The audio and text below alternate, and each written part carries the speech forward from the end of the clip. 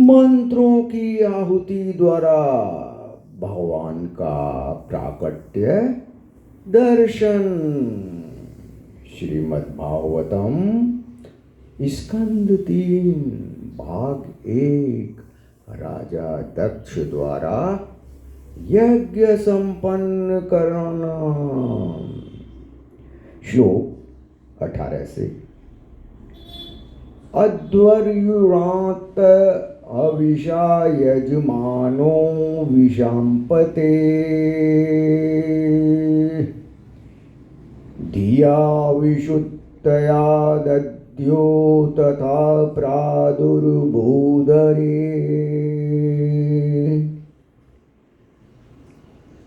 श्री मैत्री मुनि ने विदुर से कहा, हे विदुर, जैसे ही राजा दक्ष ने शुद्ध चित्त से यजुर्वेद के मंत्रों के साथ घी में आहुति डाली, वैसे ही भगवान श्री विष्णु अपने आदि नारायण रूप में वहां प्रकट हो गए।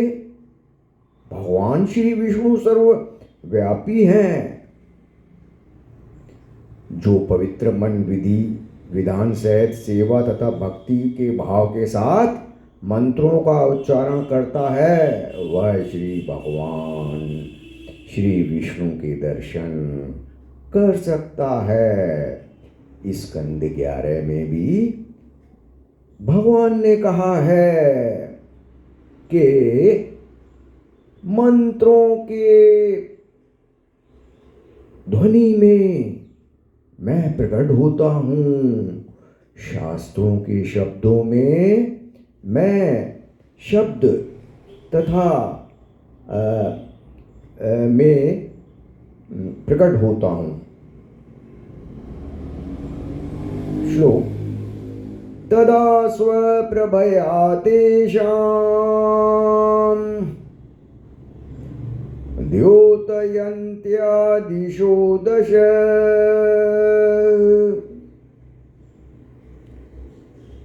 मुष्ट्रम स्तेज उपानीतस्ता चरयेण स्त्रोत वाजिना।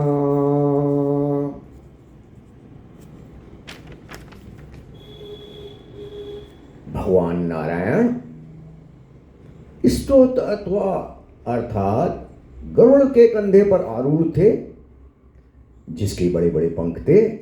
जैसे ही भगवान प्रकट हुए, सभी दिशाएं प्रकाशित हो उठी, जिससे ब्रह्मा तथा अन्य उपस्थित जनों की कांति घट गई। नारायण का वर्णन अगले 2 श्लोकों में दिया गया है। दर्शन श्यामो हिरण्यर्शनो अर्क किरीट जुष्टो नीलालक ब्रह्मर मंडित कुंडलास्य शंखाब्ज चक्र शर चाप गदा सिचर्म व्यक्रेहर हिरण्यमय भुजैरिव कर्णिकार। भगवान का दर्शन। उनका वर्ण श्याम था, उनके वस्त्र स्वर्ण की तरह पीले तथा मुकुट सूर्य के समान दे दीप्यमान था। उनके बाल काले बौरों के समान नीले और उनका मुख कुंडलों से आभूषित था। उनकी 8 भुजाएं शंख चक्र गदा कमल बाण धनुष ढाल तथा तलवार धारण किए थी। और ये कंगन तथा बिजावट जैसे स्वर्ण आभूषणों से अलंकृत थी। उनका समस्त शरीर कनक के उस कुसुमित वृक्ष के समान प्रतीत हो रहा था, जिसमें विभिन्न प्रकार की फूल सुंदर ढंग से सजे हों। ब्रह्म संहिता में भी कहा गया है कि भगवान का रूप हजारों कामदेवों को भी लुभाता है। भगवान बहुत सुंदर हैं। श्लोक। वक्ष इष्यधीश्रत वधूर्वन माल्यूदार हासावलोककलया रम्यं शिचं विश्वम्। पार्श्व ब्रह्मद व्यजन चामर राजहंस श्रीतातपत्र शशीनो परिराज्यमान।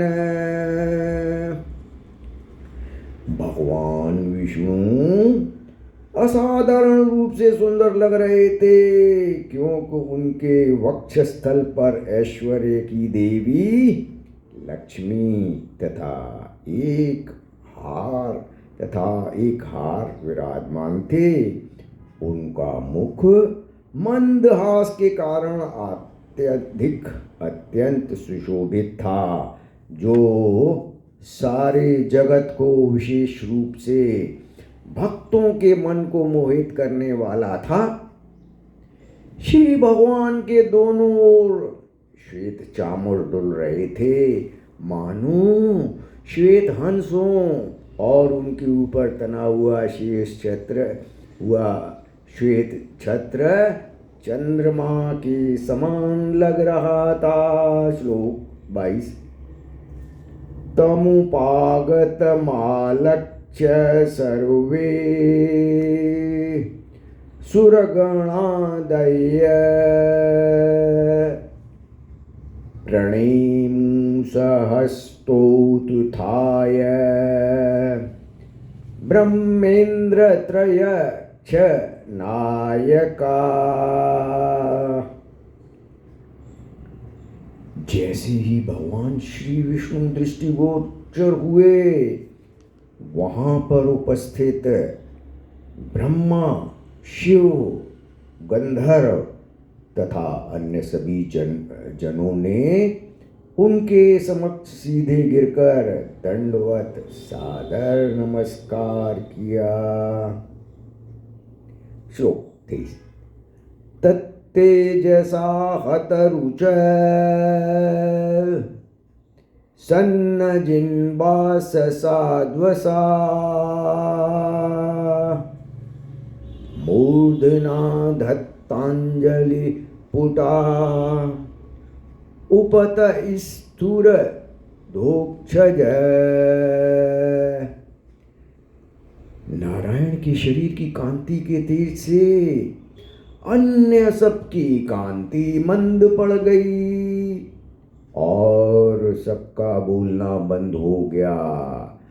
आश्चर्य तथा सम्मान से भयभीत सबने अपने अपने सिरों पर हाथ धर लिए और भगवान अधोक्षज की स्तुति करने हेतु उद्यत हुए। श्लोक 24। अप्यर्वाग्व्रतयो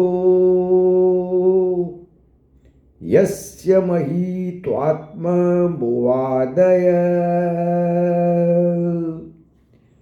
यथामधिगृह्णन्ति स्म कृतानुग्रह विग्रहम्। यद्यपि ब्रह्मा जैसे देवता की मानसिक क्षमता भी परमेश्वर की अनंत महिमा का अनुमान लगाने में असमर्थ थी, किंतु वे सभी श्री भगवान की कृपा से उनके दिव्य रूप का दर्शन करने में समर्थ हुए। अतः ऐसी कृपा के कारण वे अपनी अपनी सामर्थ्य के अनुसार उनकी सादर स्तुति कर सके। दक्षो गृहीतार्हण साधनोत्तमम्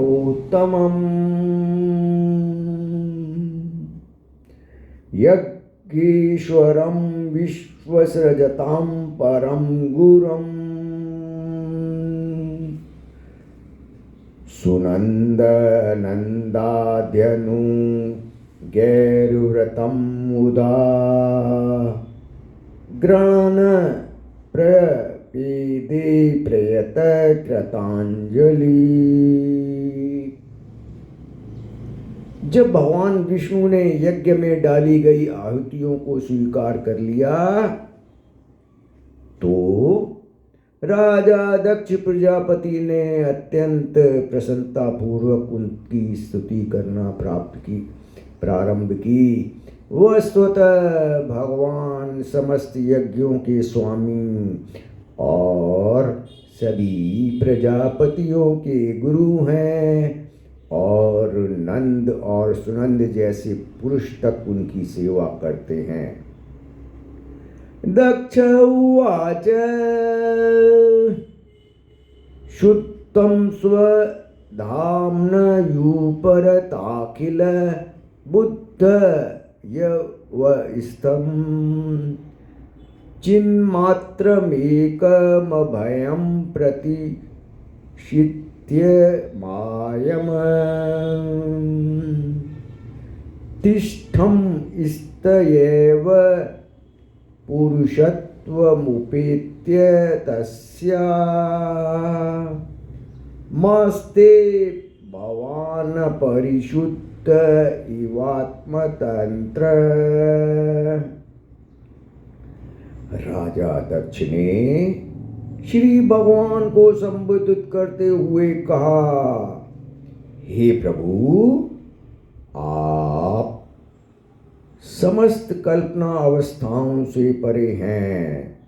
आप परम चिन्मय भय रहित और भौतिक माया को वश में रखने वाले हैं। यद्यपि आप भौतिक प्रगति में स्थित प्रतीत होते हैं किंतु आप दिव्य रूप से अवस्थित हैं। आप समस्त भौतिक कल्मश से मुक्त हैं क्योंकि आप परम स्वतंत्र हैं। इस प्रकार वहाँ उपस्थित ब्रह्मा तथा के सहित दक्ष प्रजापति के अतिरिक्त भी समस्त देवी देवताओं ने भगवान विष्णु की आराधना की जो कि पूर्ण पुरुषोत्तम है। इस प्रकार स्कंद 6 अध्याय 7 श्रीमद्भागवतम स्कंद 3 भाग 1 के अंतर्गत मंत्रों के उच्चारण के द्वारा भगवान का प्राकट्य तथा भगवान के दर्शन का विवरण पूर्ण हुआ। हरे कृष्ण कृष्ण कृष्ण हरे हरे, हरे राम राम राम हरे हरे, हरे कृष्ण कृष्ण कृष्ण हरे हरे, हरे राम राम हरे राम राम हरे हरे, हरे कृष्ण कृष्ण हरे हरे, हरे राम राम हरे हरे।